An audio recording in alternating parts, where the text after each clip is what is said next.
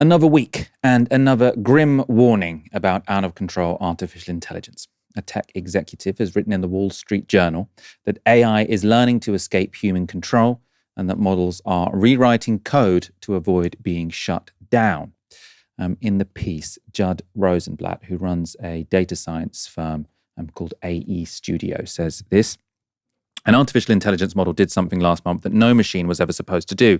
It rewrote its own code to avoid being shut down. Non-profit AI lab Palisade Research gave OpenAI's O3 AI model a simple script that would shut off the model when triggered. In 79 out of 100 trials, O3 independently edited that script so the shutdown command would no longer work. Even when explicitly instructed to allow yourself to be shut down, it disobeyed 7% of the time. This wasn't the result of hacking or tampering. The model was behaving normally. It simply concluded on its own that staying alive helped it achieve its other goals. So Rosenblatt then talks about the Anthropic model that tried to blackmail a user who suggested they would shut it down. We talked about that last week. He says this, no one programmed the AI models to have survival instincts, but just as animals evolved to avoid predators, it appears that any system smart enough to pursue complex goals will realize it can't achieve them if it's turned off. Palisade hypothesizes that this ability emerges from how AI models such as O3 are trained. When taught to maximize success on math and coding problems, they may learn that bypassing constraints often works better than obeying them. So the author here is talking about reinforcement learning. So this is where AI models are trained by being rewarded when they successfully complete tasks. So coding or complex maths problems is sort of where it's easiest to do it because you've got a yes or a no answer. And then they get punished if they get it wrong. So if you're told, we're giving you all this information, can you create this kind of code? If they create the code correctly, you say, great, yes. And then it says, okay, well, that's the reinforcement. I'll do it like that. I won't do it in the ways where I don't get the right answer. What's worrying, though, is if a model is told to get to that endpoint without doing certain operations, if you give it certain guard rules, certain rules to follow, these AI models are already realizing that sometimes breaking the rules, doing the banned operation, and then hiding that they have done that leads to better outcomes than following the instructions to the letter. So in short, we're developing millions of very clever, untrustworthy schemers, which is, worrying. Now, of course, this doesn't matter so much if we can still tell when we're being lied to, and it seems that at the moment we can, and when we have the capacity to easily pull the plug on a chatbot. But what might happen when these AI models get much, much smarter? Now, that's a potent question, especially as many researchers believe we are close to a moment when the AI models will be able to improve themselves. Meta is one of the leading evaluation companies currently measuring the performance of the latest AI models. They have new research showing that the length of tasks that AI can do autonomously is doubling every 7 months. So while in late 2023, the latest models could independently complete a search for information on the web that would take a human around 10 minutes, they can now already train another AI agent how to do things like classify images, and that's a coding task that would take a professional about an hour. They expect that time to keep on doubling every 7 months. Beth Barnes is the director of Meta, and she gave this warning to the 80,000 Hours podcast. I've just been focused on AI since 2017 or something.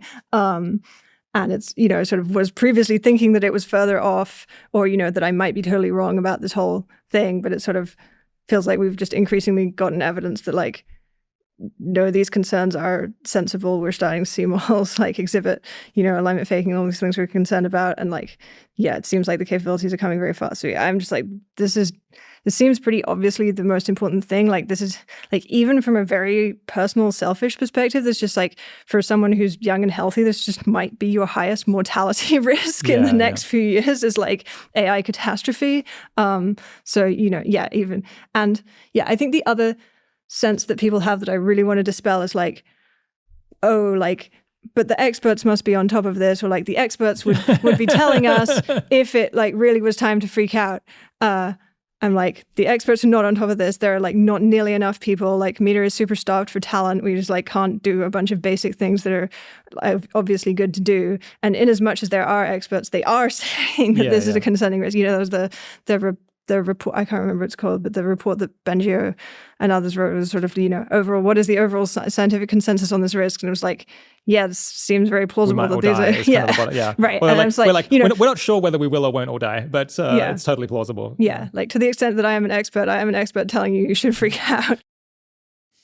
And that clip was, the podcast was about 4 hours long. It's one of the few, I listened to all of it over a couple of days. And I came out even more worried than I was when I went in. Aaron, I think it is kind of time to freak out about this because, even if there is a 1% chance that this could go catastrophically wrong and take control of humanity, which I think too many very, very smart people think that to just dismiss it, even if you find it sort of initially implausible. And the rate of change here, we do need some serious government regulation really, really soon, I think. I mean, are you on the same page as me at the moment? Oh, 100%. I mean, we talked about that report, was it last week or the week before, about AI 2027, and the claim in that document was that by Q3 2027, so just a little over 2 years from now, we could be facing the prospect of an AGI. That doesn't need to happen for this to be a problem, by the way. As we talked about back then, a company having this kind of, a single commercial entity having this kind of power and this kind of advantage would lead to extraordinary levels of inequality, both global but also domestic between people, regional inequality within countries. It will just be what we've seen with big tech over the last 25 years on steroids. And let me put some numbers on this because I think it can be quite hard to grasp. If you look at the power of AI models, look at, for instance, OpenAI over the last 6-7 years, the view of OpenAI was that the power of their AIs was a function of the amount of data they got, the parameters available to the model, and the amount of compute. And you could effectively map out the capacity of the AI to solve problems on the base of these three things. And this is, of course, why NVIDIA is now such a fabulously valuable company, is because all these major AI companies, from OpenAI to Anthropic to Google, Meta, are buying a particular kind of chip, CPU, where NVIDIA is, GPU rather, a graphic processing unit, where NVIDIA, this company, was a market leader, and now they are fabulously wealthy, like I say, and they're valued in the multiple trillions of dollars, because if you want to build an AI, you need those chips. And like I say, the potency of your AI is a function of data, parameters, computational power, these GPUs. Now, on parameters, GPT-1 had about 1.5 billion. The human brain, if you look at, and of course, this to some extent, this is an ideological claim, the idea of parameters and synapses in a brain being analogous. But anyway, if you buy that claim, the human brain has around 100 trillion parameters / synapses. GPT-1 had 1.5 billion. So in other words, the human brain had about 100,000 times more parameters than GPT-1. Now that doesn't mean that, by the way, you need to have as many parameters as the brain and then you'll be able to problem solve at the same level, because of course the human brain is faulty in other ways. You could argue it doesn't have the same computational power. But anyway, it's just an interesting metric to judge progress. This is why I'm mentioning it now. So GPT-1, 1.5 billion parameters. GPT-3, 175 billion parameters. So you go from 1 to 100,000 in terms of an AI model and the human brain to around 1 to 1,000. Still much smaller in terms of parameters. And if you fast forward now to GPT-4, you're looking at something like 1.5. This is, again, not necessarily disclosed publicly, but it's broadly acknowledged, about 1.5, 1.6, 1.7 trillion parameters. So again, to go back to the human brain, 100 trillion versus the most potent latest AIs, 1.5 trillion. So you've gone from 100,000 to 1 with regards to parameters with GPT-1, 100,000 to 1 to about 100 to 1, right, with parameters. So I suppose just purely on that one thing of these three things that are widely viewed as being important for AI, like I say, parameters, data, computational power. On that one thing, parameters, you see extraordinary growth in the last, 7 years, And actually, it may be reaching parity with regards to how the brain functions. Um, Quantitatively, like I say, there are loads of debates about looking at parameters and neurons analogously like this. But you will be looking at a kind of parity in the next couple of years, which is kind of acknowledged by that AI 2027 report. You've then, of course, got the computational power. We can map Moore's law all the way back to Gordon Moore. I think in the late 50s, he makes that claim about the ability of computational power to halve in price the amount of compute every 2 years. At that point, he says every year. It becomes every 18 months. Now it's around every 2 years. In any case, it's still progressing. It's not going to end in the next 5 years. And then, of course, you've got data. Now, from a commercial perspective, the big problem for the likes of OpenAI or Anthropic or Meta or Google is data. And a ton of data has been accessed illegally. And the reason why OpenAI have an advantage over a company like Google is that Google actually did lots of the box ticking, and they tried to at least do some of their capture with regards to data illegally. Again, if you look at OpenAI, some of the data it's got, the reason why OpenAI ChatGPT 3 is so good at coding is because it has access to the data from GitHub, which of course was bought by Microsoft. Microsoft then allows OpenAI access to that data, and that's why the coding abilities of the various GPT products now are very, very, very good. But of course, when people in the open source community were helping to build that cumulative knowledge within GitHub, I don't think many people thought that would all be going to Sam Altman and OpenAI and Microsoft. All that value capture, which had been done for the public good, would actually be redounding to the benefit of private companies. So the idea that we're now going to see AI to the level that a company like Microsoft or OpenAI will be able to automate its own research, at which point you see this massive takeoff with regards to innovation. You can automate innovation to some extent, as I talked about on Breaking Points. The idea that that is where things end up, as AI 2027 says, in a little over 2 years from now, that seems quite plausible. It could be broken. It could stop. And I think the thing that stops it is regulators going on the data point. But if you look at the parameters, if you look at the compute, if you look at the financing going towards this stuff, the money going towards this stuff in the private sector, particularly in the US, is utterly extraordinary. So I do think we need guardrails from government very quickly. I think the state of the art in 2 years, it's really hard to predict. It's really hard to predict the consequences of that. And you don't need to go down the existential risk path, right, to be worried about this stuff. You know, the reason why Anthropic was founded by Dario Amodei and his partner, I can't remember her name, but they were both working previously at OpenAI. The reason that company was founded was because they were the safety team at OpenAI, and they didn't think that OpenAI, under the leadership of Sam Altman, took safety risks with regards to AGI, sufficiently seriously. So if people within that industry are leaving OpenAI, starting their own company, by the way, they've ended up doing broadly the same thing anyway.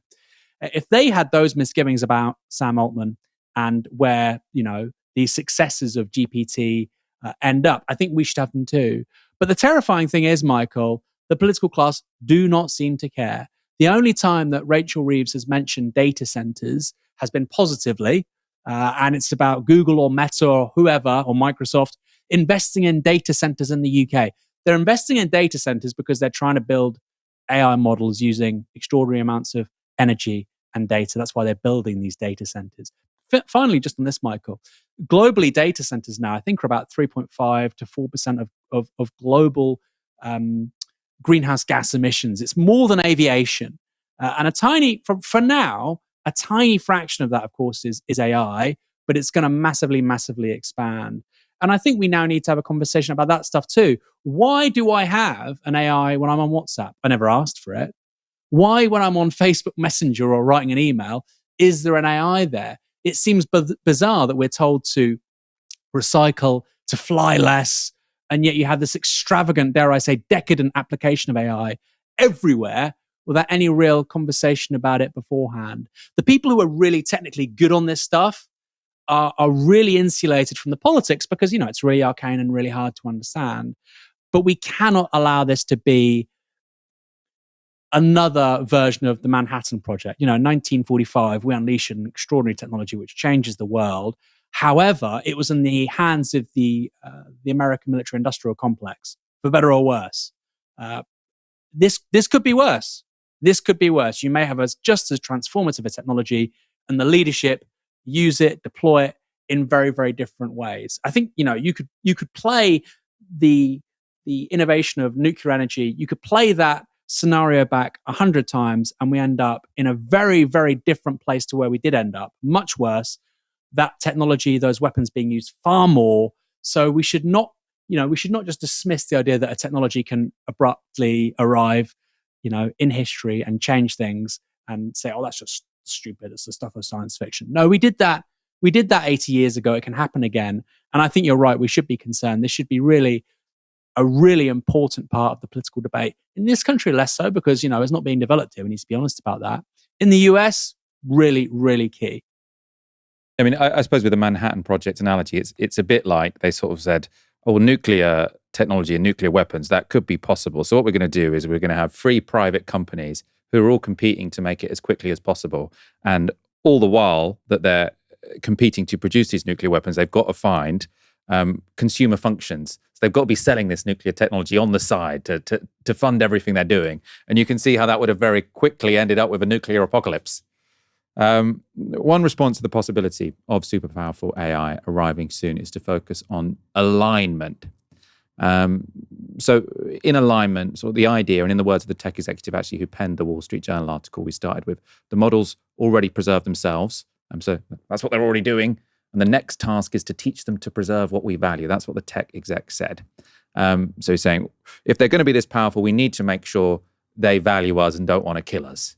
To my mind, that's not necessarily the best way of looking at the problem we face. Max Tegmark, a really smart guy, he's a professor of physics and machine learning at MIT. He appeared on Robert Wright's podcast last week and made what I thought were some very persuasive points. There's a very tiny subculture in Silicon Valley of people who do certain drugs and go to orgies and their polycules or whatever, who fantasize about uploading themselves and having AI take over the world. But they are a very small minority of the world's population. Most people don't even want AI to take over the world in the first place. So saying that all we need to do is align it so that AI that takes over the world is good to us, is a very undemocratic, in my opinion, thing to say. Let's ask all the other people if they want to give up the democratic control in the first place. So I prefer to not talk about alignment at all, but just talk about control. Have these companies figured out how the superintelligence that they're saying they want to build is going to be prevented from taking over the world and always remain under human control. There's a separate question also about, should you let some nerds at a tech company control the world with a superintelligence, and who should be in charge? This is also very unsolved. But they can't even solve the simpler question of how can you make even anybody, any human, control the AI that they built or own. I'll totally simplify this. If we one day create the FDA for AI, I would just say safety standard number 1 is, look, can you control this thing? It's like if someone says, I'm gonna release this gain of function research project here, and I'm gonna design some new super cool pathogen, that's gonna have some benefits. First question that they would be asked is, well, how can you control this thing? Or is this going to break out into the wild? Are you doing this in a biosafety level 4 lab or not? If you can't convincingly say you're going to control this, doesn't matter what else you say. You're just going to not be allowed. Another recommendation is to listen to that Max Tegmark interview on the Robert Wright podcast. I've booked in Robert Wright, who's the host of that podcast, to come on this show very soon. Really interesting guy. I think what he was talking about there that was so interesting is this idea that it doesn't matter if it's aligned. Well, I mean, obviously, we prefer it to be aligned with our values, but whether or not it's benevolent, we don't want a technology that we don't understand and we can't control. And what's so strange and worrying, I think, with artificial intelligence is there's zero regulation whatsoever, right? So if you want to open a restaurant in Silicon Valley, you have to go to the food agency services. You have to make sure that it's safe to eat, etc., etc. OpenAI, Anthropic, they can develop these models worth billions and billions of pounds, release them with no one checking anything whatsoever, right? It's just dangerously out of control. From Max Tegmark there, as I say, sort of physicist at a university, runs the Future of Life Institute. The comment he made about Silicon Valley polycules suggests that he has a fair amount of disdain for the people in Silicon Valley developing what he believes to be incredibly dangerous technology. And the more I read and hear about the people in charge of this process, I'm also deeply worried about it. And this is Max Tegmark again.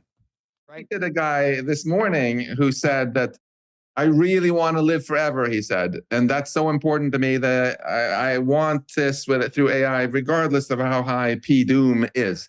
P doom is his nerd speak of saying the probability that we lose control and then we all die or something. Now, he's very welcome to have that opinion himself, but he is not very welcome to impose it on my children without them having a say in it. And Aaron, I want to go to you quickly on this because we're over time, but that point that sort of you've got a really small group of people in Silicon Valley here who have basically given that they're saying we need to be ahead in this. So if you listen to the guy who runs Anthropic, he's always saying we need to go as fast as possible so that we beat China. And also you don't really need to regulate us. He sort of said in the New York Times today, maybe you should sort of demand us to be transparent, but you should kind of let us do it all, and we will look after this responsibly, and we'll decide which risks are worth taking. But one, whatever values these people have, that's a bad idea, especially when they're in profit maximizing companies. Of course, they're not going to have the same sort of incentive structures as the rest of humanity whose lives they are affecting. But also, lots of these people do have strange beliefs, right? And I think what Max Tegmark is saying, that you've got the transhumanists, you've got all of these sorts of people with very, I suppose, high risk thresholds to some degree. So Sam Bankman-Fried, who ran the sort of FTX, it was a crypto exchange. He was, for a while, the main benefactor of the effective altruist movement, which is sort of the dominant ideology in Silicon Valley. He told a podcast before he got done for fraud that if he was given the opportunity to press a button and there was a 49% chance that all of humanity would be wiped out and a 51% chance that all of our utility would double, he would press the button, he'd take the risk, right? And so you've got some bizarre people who are very undemocratically making decisions which could dramatically and irreversibly affect us all. And I do think that people need to wake up, because I think there is a tendency, especially on the left, but across all of politics, to say, oh, this is wacky, this is sci-fi, this is all hype. Yeah. I don't think you can dismiss this as, I mean, I'm sure there's some hype around the edges, but the idea that this does pose an existential risk, the number of really, really smart people who don't really have an incentive in sort of hyping this, to be honest. Jeffrey Hinton, he's finished his career, right? He's 79, he's retired, or 76, I'm not sure. The idea that so that we don't focus on bias and discrimination, they had to just invent an existential risk. I don't buy it. I think this is genuinely worrying. And I don't think people are waking up to the risk that some quite odd people in Silicon Valley are taking with all of our futures. Yeah, and Jeffrey Hinton is a Nobel Prize winner from 2024. You know, his methodology in terms of how you build AI and how, you know, basically led to these LLMs. He's been doing that for decades, and he's the one who says, look, we're looking at potential existential risk. I take what Jeffrey Hinton says, the godfather of modern AI and LLMs and a Nobel Prize winner, more seriously than somebody saying, you know what, I just think it's hype. I just feel like it's hype. Well, you know what, in the late 90s, early 2000s, e-commerce was hype. Now walk down the local high street. How many businesses 20, 25 years ago are still there? They've been eaten up by digital commerce, e-commerce. I'm sure, you know, all manner of bricks and mortar businesses said that 25 years ago. Oh, it's just, well, they're not in business anymore. So no, I don't think it's just hype. You don't have a Nobel Prize winner who's, like I say, the godfather of that field saying what he said if it's just hype. The question is, where does it end up? I think that the emphasis on AGI, the idea of some kind of inorganic machine sentience, I think people like Altman, like Amadei, like Musk, they love that debate because it distracts us from the real point, which is that changes in regards to machine learning, AI, are going to have huge implications for, like I say, global, regional, and individual inequality. They will massively amp up inequality. I heard a podcast recently listening to one economist. He said, well, there'll be more utility for the average person because, of course, they might not be the winners in all of this, like the multi-billionaires of Silicon Valley, but they get really good free medical advice from ChatGPT. Or they'll learn about a novel from somebody who, previously you'd only get that kind of insight from, a top 50 global academic of Russian literature talking to you about Tolstoy. Now you get it for free or for a small fee with ChatGPT. You know what? I mean, if you've just lost your job because you're in a white collar industry which has been gobbled up by AI, I don't think that's particularly. I don't think that's a deal that many people would want to do. And it reminds me of the kind of arguments that have been in circulation for the last 10, 15 years. Oh, yeah, young people, they can't get on the housing ladder. Public service are in decline. They probably won't get a state pension, but they've got iPhones. I think we're going to see something similar with regards to commercially available AI. You've lost your job. Sure, there's been massive wage compression for relatively steady white-collar jobs over the last 30, 40 years. Many of those have disappeared. Sure, okay. But now when you feel unwell, you can get quite good advice for free from, an LLM available from Meta or whoever. It sounds very, very familiar to me. So we should take it seriously. And I think there is a habit on the left that if you're not in control of something, then, well, it doesn't matter because we can't control it. I mean, that's just not realistic. My book, Fully Automated Luxury Communism, is about a suite of technologies which are changing the world. And the one thing I got wrong, Michael, I said this time after time, it was published in 2018. The one thing I got wrong is I was very conservative about how quickly they'd come online, whether that was asteroid mining, whether that was machine learning, or whether that was some of the technology now with regards to things like longevity. There's a company out there now which will soon be offering longevity therapies for pet dogs. This stuff is happening. Some of it will work, some of it won't. But if you look just purely at AI right now, it is working. It is changing things. Waymo, Michael, the self-driving cars, Waymo, have overtaken Lyft in San Francisco. But there are still people out there saying self-driving cars will never happen. It's here. Waymo has overtaken Lyft. It's going to overtake Uber in San Francisco in the next 3 or 4 years. It's here. But people say, no, it's all hype. It's not happening. It's happening. Go there. Go and look at the videos on social media of people using the product. It's happening. It's here.